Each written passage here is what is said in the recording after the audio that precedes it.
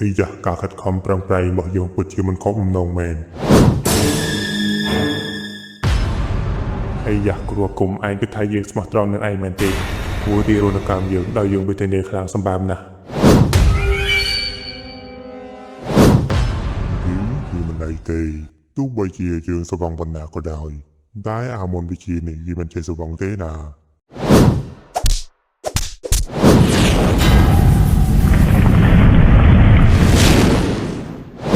សូមជួយចុច Subscribe និងបើកសញ្ញាកណ្ដឹងដើម្បីទទួលបានវីដេអូថ្មីៗមុនគេសូមអរគុណ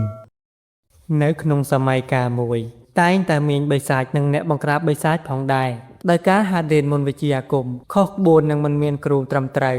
ដែលធ្វើឲ្យអ្នកខ្លះបែកឆ្វេងខ្លះខ្លាចទៅជាមនុស្សឈួតចំណែកខ្លះទៀតខ្លាចទៅជាបិសាចទោះបីជាយ៉ាងនេះក្តីមនុស្សមួយចំនួនពួកគេមិនខកពីអ្វីទាំងអស់ថ្ងៃមួយក៏មានគ្រូអាគមម្នាក់គាត់បានសាកល្បងទៅលើវិជ្ជាអាគមដែលទើបតែរៀនថ្មីទៅលើសត្វគីង្គក់មួយក្បាលគាត់បានចាប់គីង្គក់នោះមករួចបង្អត់អាហារវាមិនឲ្យស៊ីអ្វីទាំងអស់មិនត្រឹមតែប៉ុណ្ណឹងគាត់បានប្រើទារុណកម្មទៅលើសត្វគីង្គក់នោះគាត់វាយផងនិងយកភ្លើងដិតផងពេលខ្លះក៏យកសត្វគីង្គក់នោះត្រាំក្នុងទឹកគាត់ធ្វើទារុណកម្មទៅលើសត្វគីង្គក់នោះរហូតដល់សត្វគីង្គក់នោះខ្សែសង្ខារបាត់ទៅ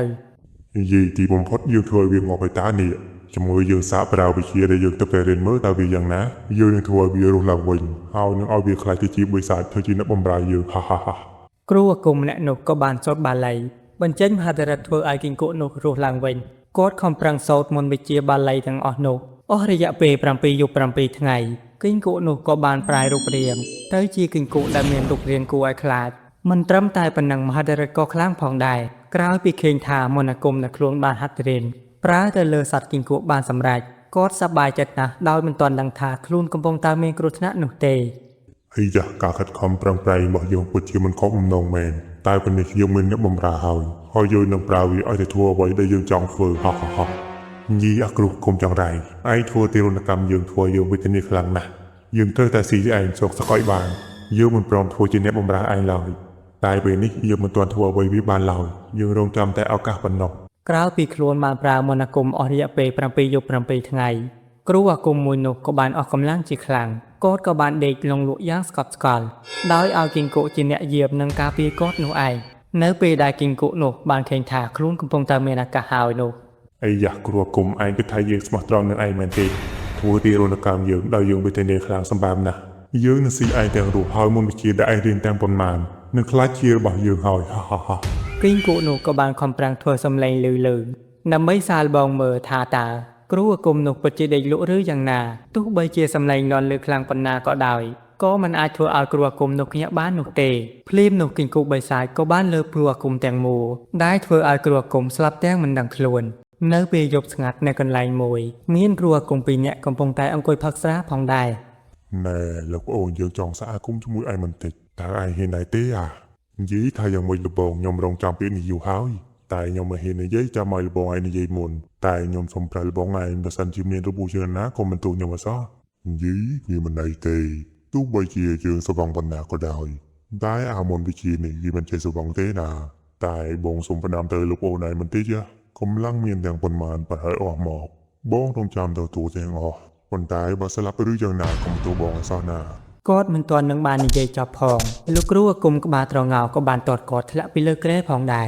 យីលោកប្អូននេះវាយើងមិនទាន់នឹងបានរៀបចំខ្លួនផងធ្វើឯងនឹងចង់បាក់ខហើយវាយមើលជួយលើកយើងបន្តិចមើលវាយឡើងមកดูទេលោកបងឯងចង់សាកជាមួយខ្ញុំមែនទេនេះតើលោកឯងមិននឹកទេថាខ្ញុំនេះហើយគឺជាធាតុកោដែលតែសម្រាប់មនុស្សមិនថាក្មេងចាស់ប្រុសស្រីទេឲ្យតែខ្ញុំចង់នៅពេលនោះលោកគ្រូអាគមក្បាលតំពេកគាត់បានស្រាប់លឺហើយក៏បានស្វាងចាស់ក្រោកឡើងហើយបើកភ្នែកធំមើលទៅកាន់លោកគ្រូអាគមក្បាលត្រងោយីលោកអូនឯងនិយាយថាម៉េចមែនចឹង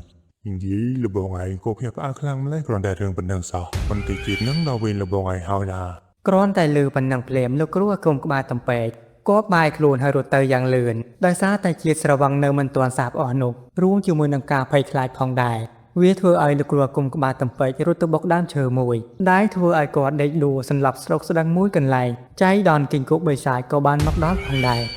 យីវាជាគ្រូអាគមមួយទៀតហើយតា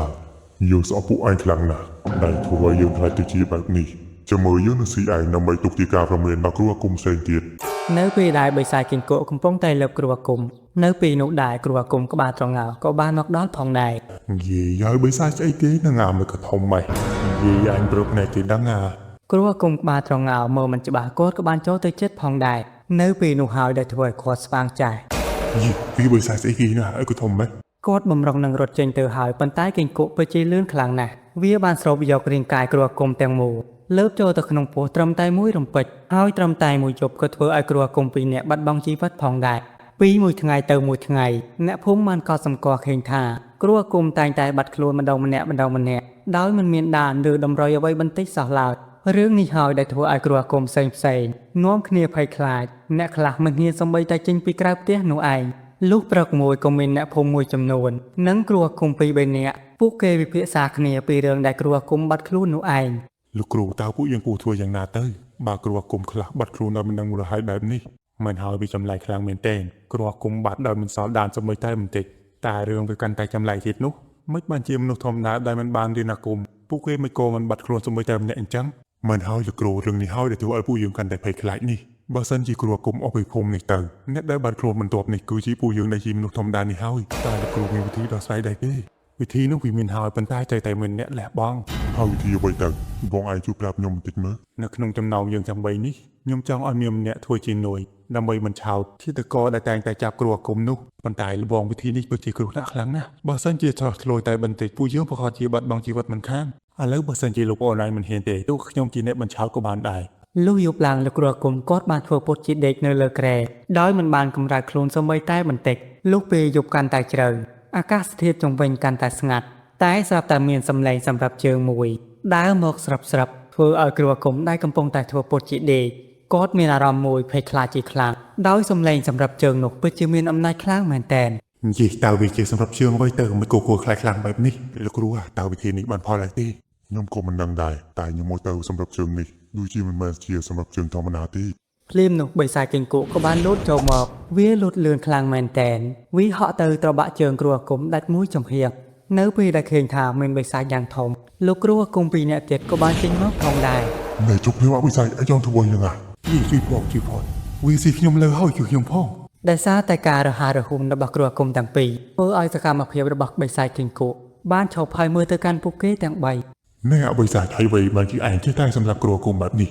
យើងចង់សម្រាប់វាសាច់តាមចិត្តយើងស្អប់គ្រួគុំខ្លាំងណាស់ពួកគេបានធ្វើឲ្យយើងខ្លាចទៅជាបែបនេះប៉ុន្តែអ្នកដែលធ្វើបាបឯងមិនមែនជាពួកយើងទេមិនបានជាឯងធ្វើដូច្នេះយើងមិនខ្វល់អ្វីឡើយសំខាន់យើងតែកម្ចាត់ពួកឯងទាំងអស់ នៅពេលនោះពួកគេទាំង3ក៏បានរួមដៃគ្នាប្រយុទ្ធជាមួយនឹងបិសាចគិងគក់ការប្រយុទ្ធអស់រយៈពេលមួយសន្ទុះធំបិសាចគិងគក់ក៏បានកាញ់នៅក្រោមការរួមកម្លាំងរបស់ពួកគេទាំង3នៅពេលដែលឃើញថាខ្លួនមិនអាចយកឈ្នះគ្រួគុំទាំង3បានបិសាចគិងគក់ក៏បានគេចខ្លួនទៅយ៉ាងលឿនហើយក៏បានបន្សល់ពាក្យពី3ម៉ាត់ផងដែរ